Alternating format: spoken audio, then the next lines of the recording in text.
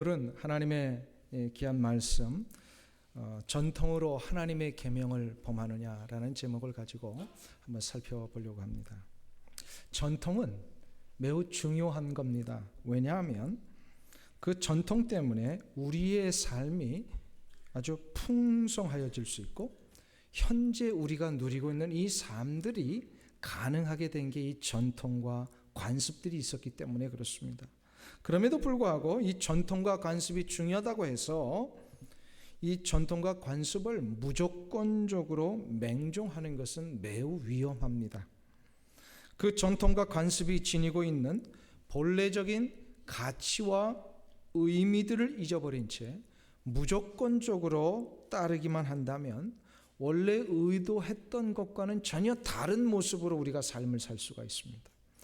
그렇기 때문에 전통과 관습을 지키되 그 원래 의도했던 목적이 무엇인지를 늘 되새기고, 우리의 삶의 참된 가치와 의미가 무엇인지를 늘 잊지 않고 살아야 됩니다. 이러기 위해서는 우리가 두 가지 질문들을 하고 거기에 대한 답변을 가지면서 이 문제를 해결해 볼 수 있습니다. 과연 원래 의도했던 전통과 관습을 지키면서도 무조건적으로 맹종하는 것이 아니라 원래 의도한 목적들을 이뤄나갈 것인가? 그래서 두 가지 질문이 필요하다.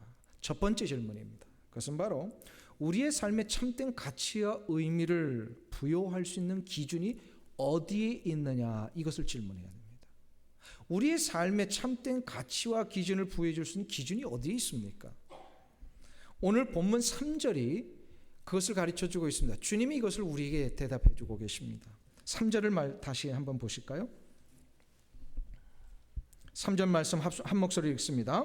대답하여 가라사대 너희는 어찌하여 너희 유전으로 하나님의 계명을 범하느냐.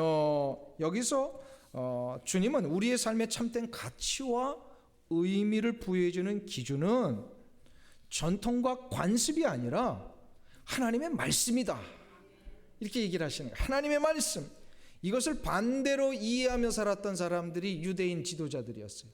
바리새인과 서기관들.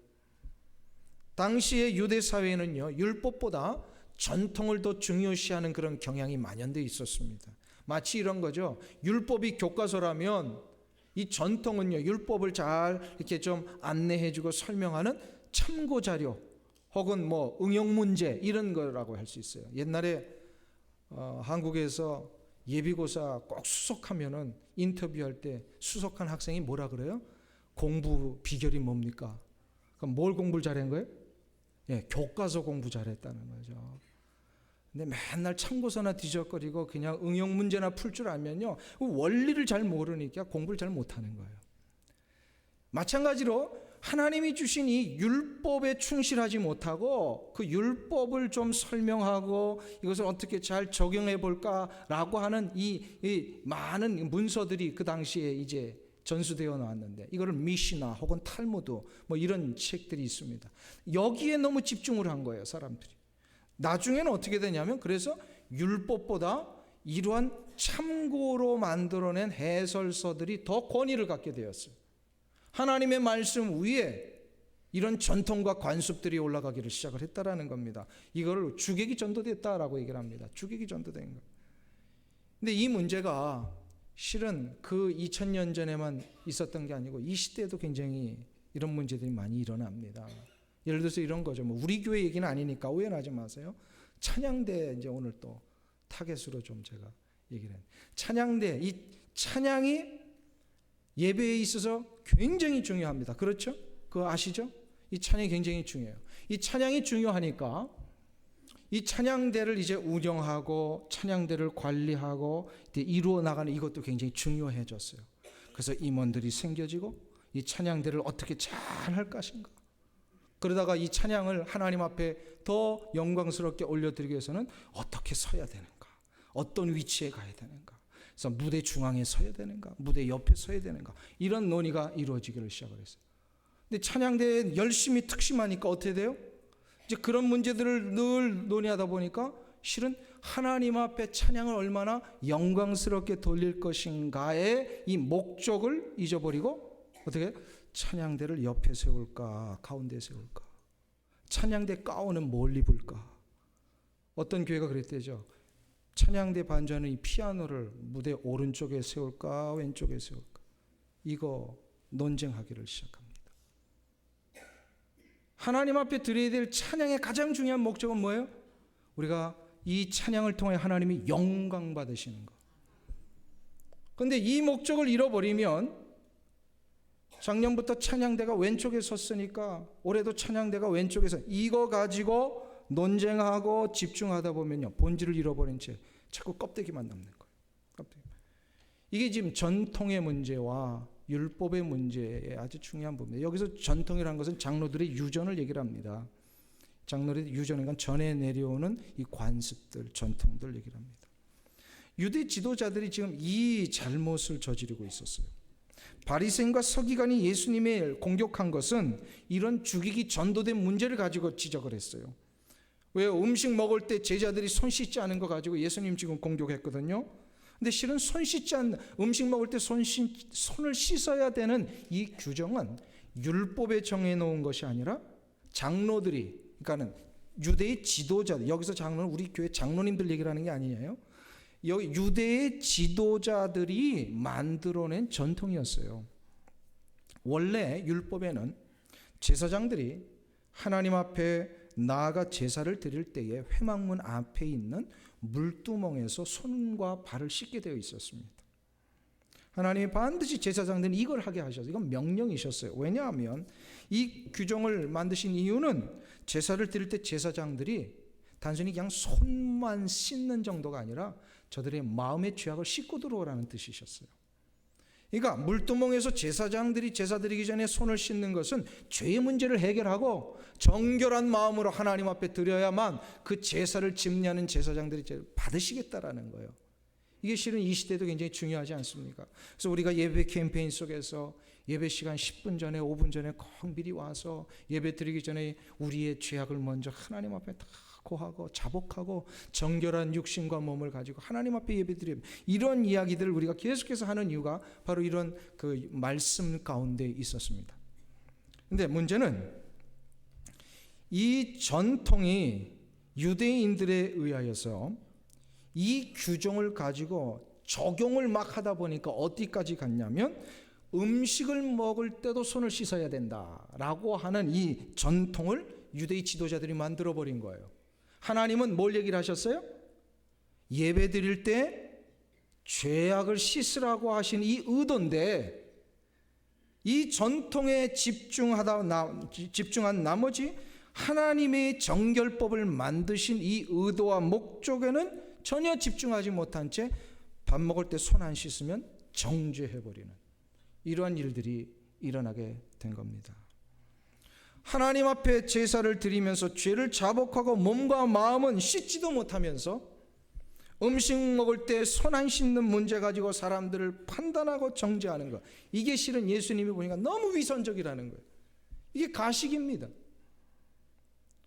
음식 먹을 때 손을 씻는 문제는 죄의 문제일까요? 위생의 문제일까요? 예. 설명을 처음부터 다시 해야 될 것 같아요. 정확하게 대답하셔야 돼요. 밥 먹을 때 손 씻는 문제는 죄의 문제예요, 위생의 문제예요? 그렇죠. 그렇죠. 하나님 앞에 죄의 문제와 상관없는 걸 가지고 자꾸 이것을 지도자들이 문제를 삼고 남을 정죄하는 수단으로 여기면서 실은 자기들은 하나님 앞에 예배 때 죄의 문제를 씻지도 않고 나가는 이 모습, 이게 얼마나 가식적이고 위선적이냐 이 말이에요. 예수님이 이거를 아주 딱 이 질문하는 걸 들어보니까 말도 안 되는 걸 가지고 위선적인 질문을 하는 거거든요. 그래서 여기에 대해서 직접적인 답변을 안 하시고요, 저들이 가지고 있는 가장 심각한 제도를 하나 끄집어서 책망을 하십니다. 그게 바로 고르반 제도입니다. 마가복음에 나오죠. 고르반이라. 이 똑같은 내용을 성경은 이제 고르반이라고 분명히 얘기를 합니다. 고르반이 뭐냐면 히브리어로 하나님 앞에 드려졌다, 이런 뜻이에요. 무슨 얘기냐면 하나님께서는 율법 속에서 부모를 공경하고 연로하신 부모님들을 육신적으로 물질적으로 공양, 그러니까 실제로 도움을 드리는 삶을 살아야 된다고 이걸 율법에 규정을 하셨어요. 출애굽기와 나중에 신명기에 보면. 만일에 이 율법을 어기는 자는 하나님이요 돌로 쳐서 죽이라고 하셨어요. 이 시대 한번 보세요. 부모님 공양하는 문제가 다시 대두됩니다. 하나님의 말씀은 지금도 유효합니다. 돌 맞을 사람 이 시대 많을까요, 안 많을까요? 돌 맞을 사람 굉장히 많아요. 그 중에 한 사람이 저인 것 같아요. 저도 뭐 부모님 공양 문제는 뭐 너무너무 부끄럽고 할 말이 없어요. 이게 하나님이 아주 엄격하게 규정하신 거거든요. 부모를 공경, 이건 명령이에요. 그리고 그냥 존경하고 마음으로 공경하는 정도가 아니라 실제로 도움을 드려야 돼요. 부모님들에게는. 이게 우리 그리스도인의 마땅한 자세거든요. 그런데 유대인들이 이걸 어떻게 교묘하게 바꿨냐면, 실제로 마음속에 부모님 공양할 마음이 없으니까 한 가지 전통을 만들어 드렸어요. 부모님 공양하고 도움 드려야 될 이 물질을 가지고 하나님 앞에 드리기로 했다고 이렇게 선언을 해버리는 거예요. 이게 고르반이라는 선언이에요.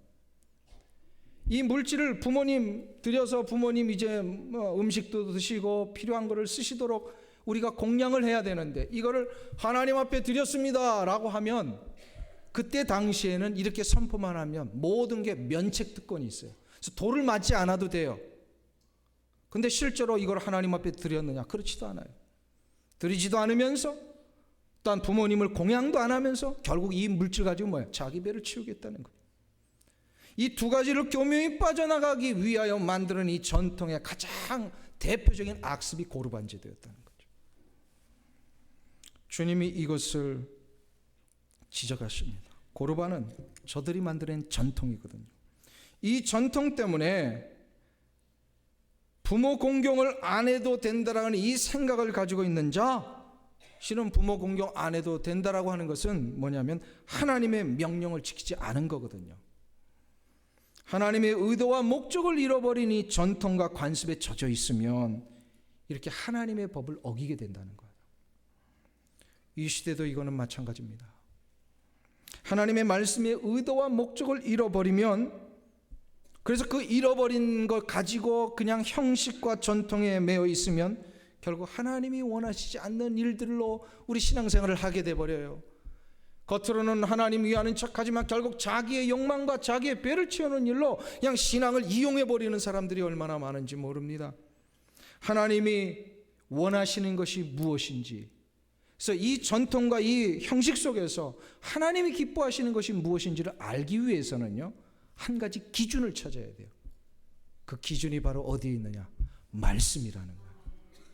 그러니까 매사의 모든 일이 있을 때마다 말씀이 과연 뭐라고 하시는지 여기에 집중해야 된다는 거예요.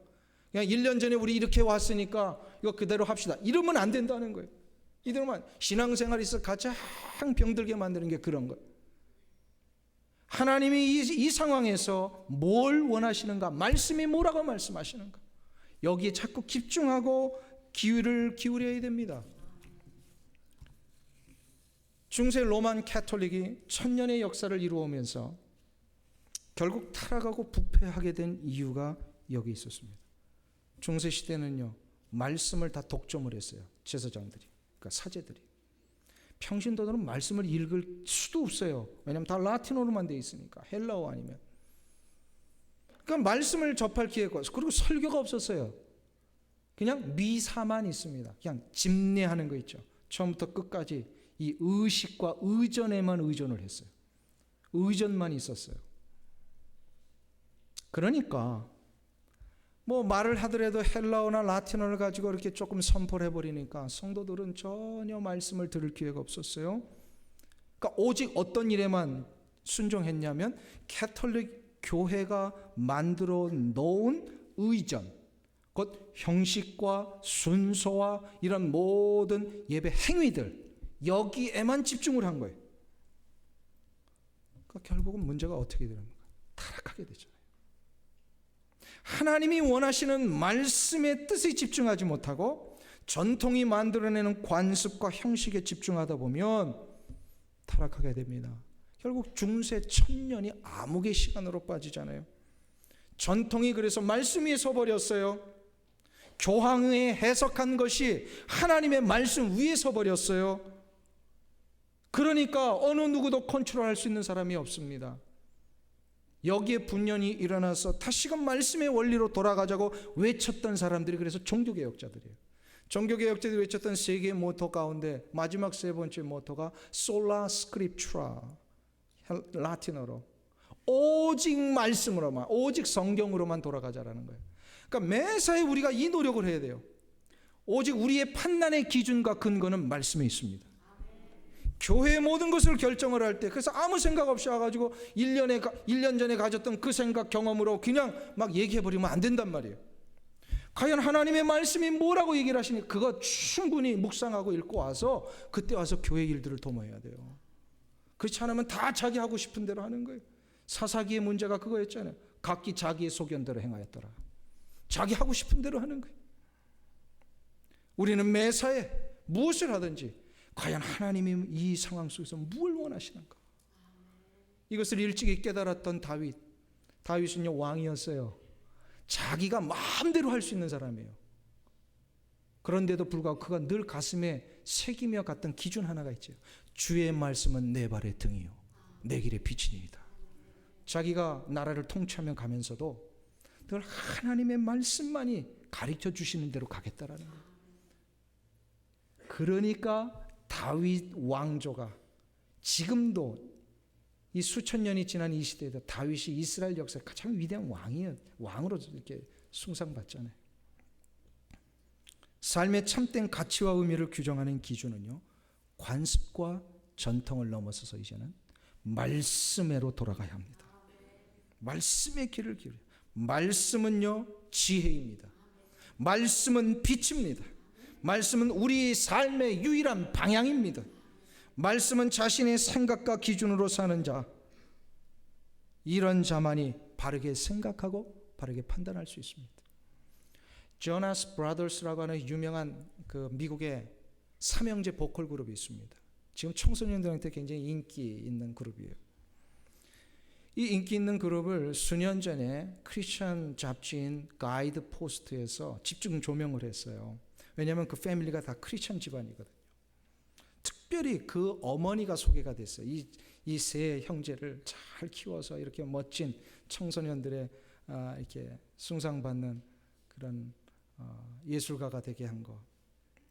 이 어머니 역시 신실한 크리스천이었어요. 이 어머니에게는 아이들을 양육할 때 늘 놓치지 않았던 특별한 기준이 하나 있었답니다. 그 기준을 한 실례를 들어서 설명을 이렇게 하고 있어요. 이 어머님이 아들 지금은 넷인데 아들 셋을 키우니 얼마나 드셉니까? 아이들이 아들만.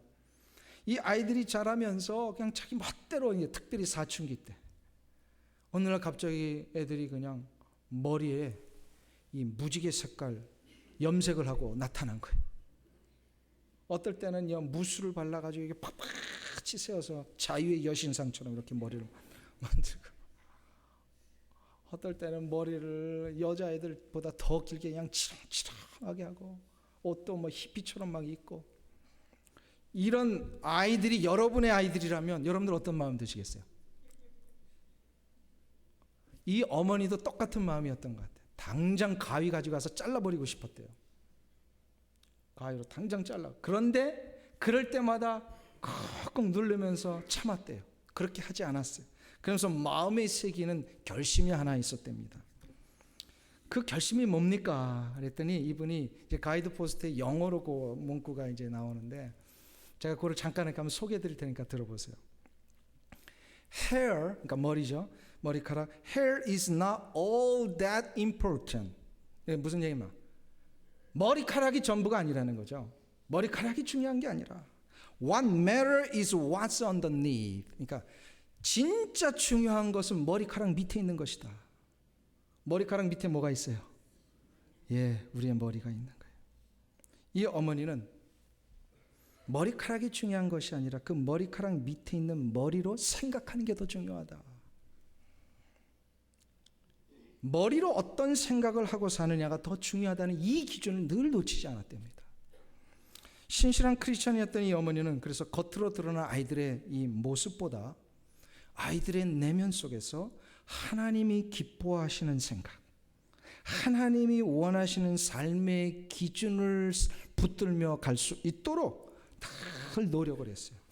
하나님이 기뻐하시는 생각, 하나님이 원하시는 삶의 기준을 붙들기 위하여 그가 날마다 놓치지 않았던 한 가지 준거 틀이 바로 말씀이었답니다. 아이들의 머릿속에 하나님의 말씀이 들어가 있는 한, 하나님의 말씀이 저들의 삶 속에 가장 중심에 있는 한, 아무리 머리를 펑크머리를 하고 아무리 머리 색깔이 무지개 색깔이어도 저 아이들은 하나님 지켜주실 거다. 이 확신이 드니까 아이들을 키울 때 담대함이 있더래요.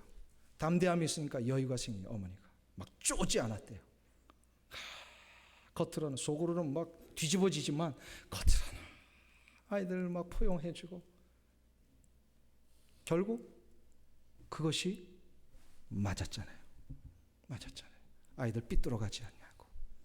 청소년들에게 얼마나 인기를 끄는 이 크리스천 보컬 그룹이 되었는지.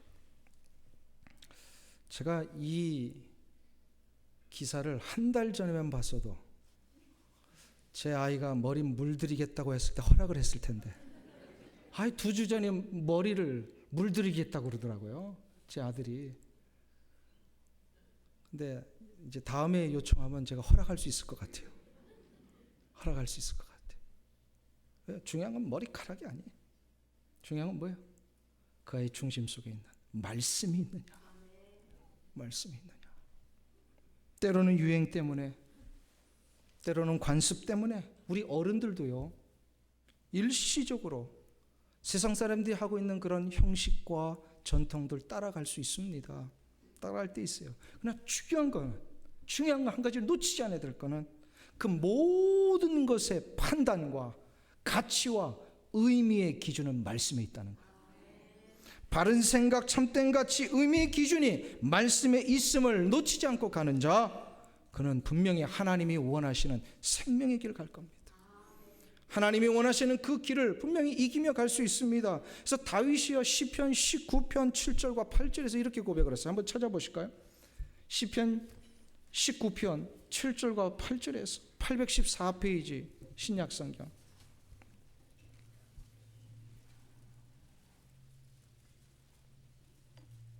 시편 19편 7절 8절.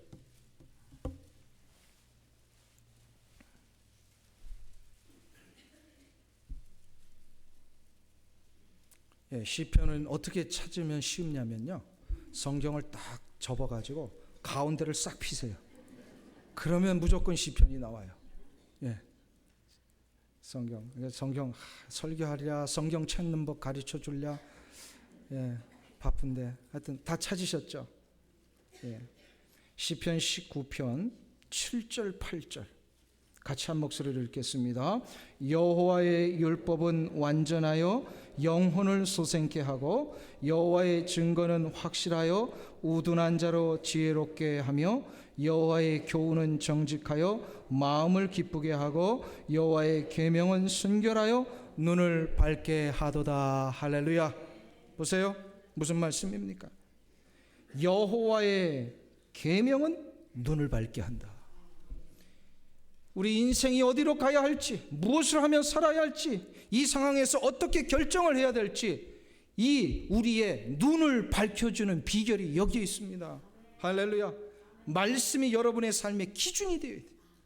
여러분의 삶의 중심에 말씀이 준 것들이 되기만 하면 여러분들은 분명히 하나님이 비춰주시는 생명의 빛을 바라보며 이 세상을 이기며 갈 수가 있습니다.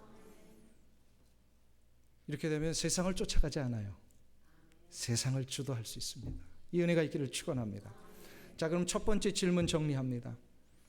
전통과 관습이 만연되어 있는 이 시대에 우리가 참된 가치와 의미의 기준을 얻기 위해서는 어떻게 해야 된다? 그 기준을 어디에 두라? 말씀에 두라. 이제 정리되셨죠?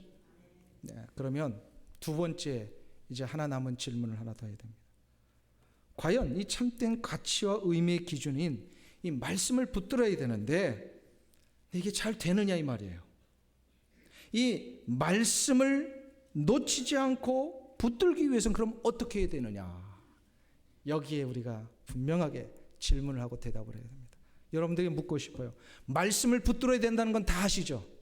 말씀 붙들어야 되는 건 이건 분명한 우리를 살리는 길이라는 거 다 아시죠? 그런데 말씀을 진짜 잘 붙들고 사냐 이 말이에요. 우리가 진짜 말씀을 놓치지 않고 날마다 살 수 있느냐? 많은 분들이요, 말씀을 붙들고 싶어 하지만 실제로 그게 잘 안 된다는 호소를 합니다. 이해할 수 있어요. 이유가 뭔지 아세요? 말씀을 붙들지 못하게 만드는 그 수많은 마음의 방해 요소들이 아직도 있기 때문에 그래요. 말씀을 붙들지 못하게 하는 많은 요소들이 자꾸 내 안에서 일어납니다. 그 대표적인 것이 바로 죄된 욕망입니다. 죄된 욕망이 자꾸 꿈틀거리면요, 말씀이 좋다는 거 알고 옳다는 거 알지만 말씀을 붙들지 못하고 이 죄된 욕망으로 자꾸 돌아가요. 죄된 욕망은요, 우리의 마음을 더럽히는 영혼의 쓰레기와 같은 거예요. 쓰레기는요, 자꾸 내어 버려야 되는데 이게 있으면요, 아무리 좋은 것이 있어도 냄새납니다. 이 쓰레기가 있으면요, 아무리 좋은 것도 제대로 기능을 못해요. 그래서 예수님께서 오늘 본문 마태복음 15장으로 돌아오면요, 19절에서 저 서기관과 바리새인을 비롯한 이 수많은 지도자들이 왜 저런 외식에 빠져 있고 전통과 간습에 매여서 하나님의 말씀으로 돌아오지 못하고 있는가를 이야기하실 때 19절에서 이 얘기를 하시는 거예요. 19절을 보세요. 거기에 보면은 무슨 얘기가 나옵니까? 같이 읽습니다. 마음에서 나오는 것은 악한 생각과 살인과 간음과 음란과 도적질과 거짓 증거와 회방이니, 회방이라는 것은 비방입니다. 비방하는 거. 이런 마음의 쓰레기들이 가득 넘쳐나니까 하나님의 율법에 집중을 하지 못하는 거예요. 하나님의 말씀에 집중하지 못하는 거예요. 이런 쓰레기들은 우리도 해결해야 됩니다. 하나님의 말씀 자꾸 붙들지 못하게 만드는 이 방해거리들을 해결해야 돼요. 이 문제를 해결하기 위해서는 두 가지 결단을 해야 합니다. 두 가지 결단. 그게 바로 뭐냐면, 첫 번째로 마음의 쓰레기를 과감하게 버려버려야 돼요. 마음의 쓰레기. 하나님을 알지 못하는 세상 사람들도 자신의 죄된 욕망이 있으면 인생을 바르게 살지 못한다는 걸 알아요. 그래서 이 문제를 해결해 보기 위해서 세상 사람들이요, 이 자기 마음에 있는 욕망들을 다 벗어 던지기 위해서 요즘 막 유행하는 일들이 있잖아요. 뭐 이렇게 참선을 한다든지, 명상에 잠기든지, 뭐 요가를 한다든지, 단 수련을 한다든지, 뭐 이런 일들 많이 합니다. 근데 한번 보세요. 그런 노력을 통해서 자신의 내면의 욕망을 비우려고 했던 그 사람들, 결국 비웠을까요? 못 비웠을까요? 어떻게 하세요? 비웠을까요? 못 비웠을까요? 예. 그거 하는 동안엔 조금 나아지는 것 같더니 또 돌아온단 말이에요. 또 돌아와요. 비우지 못하더라는 거예요. 왜일까요? 왜 비우지 못할까요? 명상을 하고, 명상 참선하는 사람들 얘기를 들어보면요, 자꾸 의도적으로 내 마음에 있는 걸 이렇게 던져버리고 막 이런 일을 이제 가르쳐 줍니다. 근데 그게 안 되더라는 거예요. 왜 그럴까요? 못된 욕망과 이기심은 현상이고요, 원래 더 근본적인 문제는 죄입니다. 그러니까 이 죄에서부터 이 욕망과 이기심과 분노와 회방과 살인과 간음이 다 나오는 거예요. 그러니까 이 겉으로 드러난 것을 해결하기보다 더 중요한 것은 이 근원적인 것을 해결을 해야 돼요. 그게 죄란 말이에요. 죄된 본성이 우리 안에 있어요. 우리의 본질적으로 죄가 있어요. 근데 이 문제를 해결하지 않는 한 아무리 명상해도, 아무리 참선을 해도요, 이 문제 해결되지 않습니다. 그러면 한번 보세요. 죄의 문제를 해결하는 방법은 뭡니까? 우리 주 예수 그리스도의 십자가의 보혈 밖에는 다른 것이 있을 수가 없어요. 예수 그리스도의 십자가의 보혈만이 우리의 영혼 속에 적셔질 때에 우리의 영혼의 본질, 우리 인간의 본질이 죄에서 의로 바뀌게 됩니다. 그러니까 욕망의 문제를 해결하기 위해서는요, 예수 그리스도 안에서 십자가의 보혈을 붙들어야 돼요. 어느 누구도 자기가 먹은 밥그릇을 저녁까지 씻지 않고 그대로 또다시 담아서 먹는 사람 있을까요? 없을까요? 그런 사람은 없어요. 자기가 먹은 밥그릇 하루 정도가 아니라 한 일주일씩 그거 그냥 아까워가지고 그대로 놔뒀다가 거기에 또 밥 담아 먹고, 이런 사람은 그렇게 먹으면 어떻게 될까요? 병 걸립니다. 병 걸려요. 맛은 둘째치고요, 병에 걸리게 돼 있어요. 그릇을 비워야 돼요. 비우는 것은 내가 씻을 수 있는 문제가 아니에요. 예수 그리스도의 십자가의 보혈로 씻김을 받아야 돼요. 이것을 우리가 하나님 앞에, 우리 주 예수 그리스도의 거룩하신 그 보혈 앞에 나아가 이걸 요청해야 돼요. 주님, 나를 씻어 주시옵소서. 죄된 욕망을 씻어야 돼요. 그리고 두 번째, 씻기워진 나의 영혼을 이제는 성령으로 채워야 됩니다. 한번 비워진 마음, 비워졌다고 그냥 내버려 두면 또다시 죄된 욕망들이 자꾸 생겨요. 왜냐하면 사단이 이거 자꾸 집어넣거든요, 우리 안에. 그래서 마음을 비우고 나서는 곧바로 성령으로 채워야 합니다. 한 시인이 이런 표현을 했어요. 인간의 마음은 빈 항아리와 같다. 그 안에 술로 채우면 그는 술주정뱅이가 되고, 정욕을 채우면 밤거리의 이리가 되고, 욕망과 탐욕으로 채우면 지독한 자기밖에 모르는 세리가 된다. 너무나도 공감이 되는 표현입니다. 우리 안에 뭘 채우느냐에 따라 그의 인생이 달라지게 돼 있어요. 주 예수 그리스도 안에서 죄사함의 은혜를 받은 자들은 날마다 성령으로 체험받아야 됩니다. 예수 그리스도의 그 보혈로 씻는 일은 우리가 요청해서 하나님이 우리에게 은혜를 베풀어 주셔야만 됩니다. 그러나 성령으로 체험받는 것은 우리가 열심히 간구하고 노력하고 애를 써서 나아갈 때 이루어져요. 그러니까 성령의 체험받기 위해서 우리가 최선을 다해서 노력하고 방법을 생각하고, 그 중에 가장 중요한 방법이 말씀과 기도 외에는 방법이 없잖아요. 하나님 앞에 집중. 그래서 사도 바울이 에베소 교회 성도들에게 이걸 얘기를 했습니다. 술 취하지 말라. 이는 방탕한 것이니 오직 성령의 충만함을 받으라. 성령을 채우면 성령의 사람이 됩니다. 성령의 사람만이 성령 하나님이 원하시는 말씀, 곧 생명의 기준대로 살게 되어 있어요.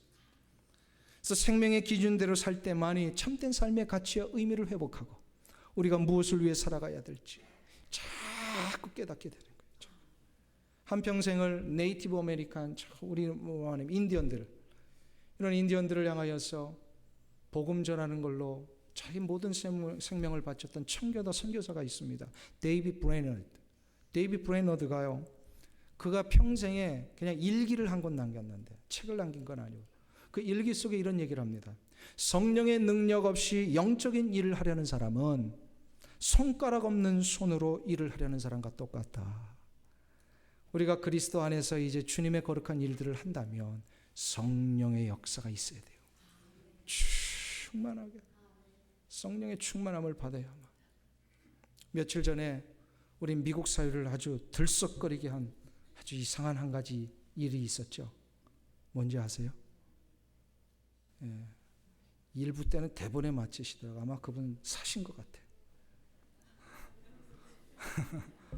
파워볼 메가 밀리언 라터리. 당첨금이 자그만치, 제가 잘 몰랐는데 일부에서 가르쳐 주시더라고요. 15억 달러가 됐다며요. 이 15억 달러 딱 발표되니까요, 이 뉴스에 나오죠. 사람들이 이 복권 사려고 장사진을 이뤘답니다. 줄을 서가지고. 혹시 우리 교인들 가운데 그 줄 서가지고 그 복권 사신 분이 있지 않을까 좀 걱정이 되는데, 만일에 이 복권이 뭐예요? 이 복권 죄거든요. 왜 죄인지는 좀 이따 설명을 해드릴게요. 혹시 그런 복권을 지금까지 사신 분이 있다면 그것은 여러분의 잘못이 아니고 저 잘못이에요. 왜냐하면 복권이 죄라는 걸 한 번도 여러분들에게 정확하게 가르쳐 드린 적이 없기 때문에. 그러나 오늘 이후로는 이제 여러분의 죄입니다. 많이 사시면. 이 복권이 왜 죄냐면, 이거를 제가 그냥 저의 이야기로 얘기할 수도 있지만, 이 미국 이 복음주의권에서 가장 영향력 있는 설교가요 목회자인 베들레헴 바프티스트 처치죠, 미네소타에 있는 존 파이퍼 목사님이 굉장히 젊은이들에게 영향력 있는 설교가입니다. 이 목사님이 2013년도에 3월에 이 Desiring God이라고는 그 교회 홈페이지에서 이 복권을 사면 안 되는 이유를 밝혀주셨어요. 그 칼럼을 이제 이렇게 쓰셨는데 그 제목이 뭐냐면 The Mega Million Lottery is a Suicidal Craze. 그러니까 복권 사는 것은요 자살하는 미친 짓이다. 이렇게 제목을 붙이셨어요. 그러면서 이 복권을 우리 그리스도인들이 사서는 안 되는 7가지 이유를 쭉 밝히셨는데 그 중에서 제가 가장 중요하다고 생각하는 2가지만 좀 오늘 소개해 드리려고 그래요. 첫 번째로 복권은 영적인 자살 행위랍니다. 그 근거로 디모데전서 6장 9절과 10절을 들고 계십니다. 한번 보실까요? 디모데전서 6장 9절에서 10절입니다.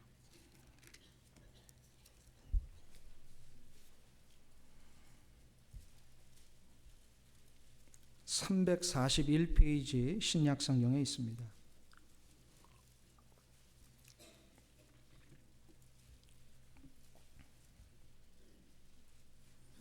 디모데전서 6장 9절과 10절 말씀.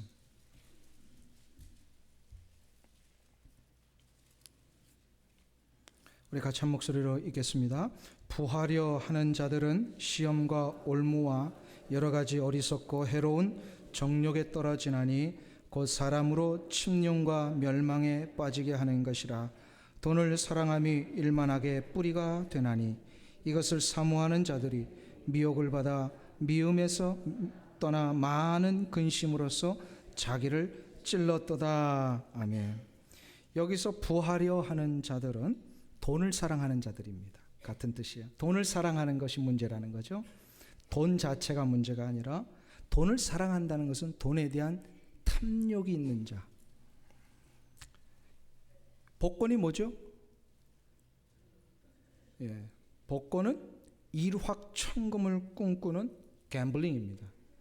갬블링이에요. 존 파이퍼 목사님이 정확하게 갬블링에 대해서 얘기를 하셔요.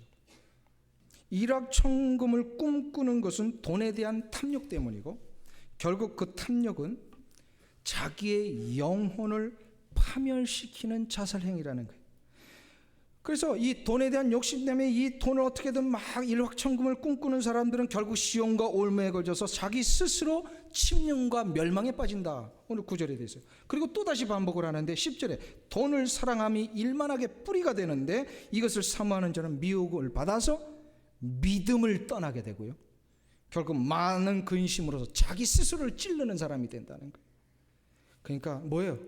미혹과 욕심 때문에 자기의 믿음을 떠나버리고 자기 스스로 찔러서 죽게 되는 멸망에 이르는 영적인 자살행위라는 거예요. 그래서 이제 이 복권이 이제 첫 번째로 죄가 된다. 근데 두 번째 이 이야기가 저는 더 뜨끔했습니다. 두 번째 이유. 바로 뭐냐면 복권을 사는 것은 하나님이 우리에게 맡겨주신 돈을 횡령하는 것이다. 얘기를 하십니다. 우리에게 있는 모든 돈은 누구의 것입니까? 믿습니까? 하나님의 것인 거 믿으세요? 우리가 가지고 있는 모든 것은 하나님이 주신 겁니다. 그러니까 우리가 가지고 있는 돈도 하나님의 것이에요. 이 돈을 우리에게 주신 이유는 맡겨주신 겁니다. 어떻게 하라고? 달란트 비유에 나오죠. 하나님의 거룩한 영광을 위해서 쓰라고. 하나님이 우리에게 돈을 맡겨주셨을 때는 하나님의 거룩한 일을 위하여 맡겨주신 건데 이런 돈을 내 탐욕을 채우기 위하여 복권을 산다. 도박에 쓴다. 이거는 하나님의 돈을 횡령하는 것이다라는 거예요. 너무나도 정확한 지적이라고 저는 믿습니다. 예를 들어 이런 거죠. 은행 직원이 손님이 와가지고 은행에 돈을 맡겼는데 이걸 받아둔 은행 직원이 이거 가지고 자기 복권을 사면 그 사람은 어떻게 되는 거예요? 이거는 횡령죄에 걸리는 거예요. 횡령죄에 걸리는 거예요. 사랑하는 성도님 여러분, 여러분의 돈이 하나님이 맡겨주신 그러한 이 세상에 하나님의 영광을 위해 쓰임받도록 맡겨주신 거라면, 그것을 믿으신다면 절대로 그 돈 가지고 도박을 하거나 복권을 사면 안 됩니다. 믿는 자들 가운데 복권 당첨되면 교회 11조 하겠다는 사람도 있어요. 제발 그런 돈 11조 하지 마세요. 믿는 자들 가운데 심심풀이로 카지노 가서 10불짜리 카지노 뭐 100불짜리 카지노, 이거는 그냥 관광 코스 중에 하나예요 라고 하면서 그냥 아무렇지도 않게 하시는 분들이 있어요. 그것은 죄입니다. 도박은 죄입니다. 하나님이 기뻐하지 않으십니다. 돈을 사랑하는 욕망은 일만 악의 뿌리가 됩니다. 이것 때문에 우리는 돈을 사랑하는 자가 아니라 돈을 통하여 하나님께 영광을 돌려야 되는 자. 그러니까 불로소득 이런 일확천금 꿈꾸지 마시고 자꾸 부동산 투기 이런 거 하지 마시고요. 땀을 흘려 일을 해야 돼요. 땀을 흘려서 정당한 대가를 가지고 돈을 받고 하나님이 축복해 주실 때 그 부가 이제 불어나는 거예요. 불어나는 거예요. 이 돈을 사랑하는 일 때문에 일확천금을 꿈꾸며 로터리 사는 일, 믿음에서 떠나는 일이고요. 결국 우리를 스스로 침륜에 빠지게 하는, 자기 스스로 그래서 자기를 찌르는 일이다. 예수를 믿는다 하면서도 겉으로는 믿는 것처럼 보이지만 그 내면에 여전히 탐욕과 이기심으로 가득 차 있다면 다 이렇게 돼버려요. 다 이렇게. 그럼 이 문제를 해결하는 방법은 뭘까요? 예수 믿는 사람들이 세상 사람들과는 좀 다르게 이 내면에 있는 이 문제들을 해결해야 되는데, 이 문제를 해결하는 방법은 뭘까요? 비워야 된다고 그랬어요. 비우기 위해서는 내 영혼의 쓰레기들을 다 버려야 됩니다. 그리고 성령으로 채워야 돼요. 성령의 강력한 인도하심이 내 마음과 생각을 주관하시도록 내어드려야 돼요. 성령 충만함을 받으면 세상의 기준 쫓아가지 않습니다. 하나님 기뻐하시는 기준대로 순종하며 가게 되어 있습니다. 성령 충만함을 받으면 그래서 세상을 이깁니다.